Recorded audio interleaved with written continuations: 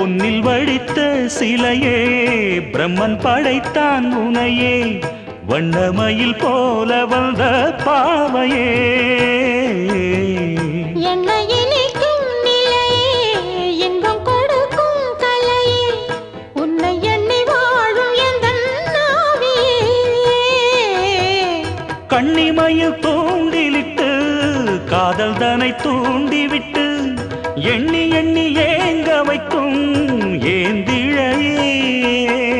பெண்ணை மழை ஆதரித்து பேசி தொட்டு காதலித்து இன்பம் கண்ட காரணத்தால் தூங்கலே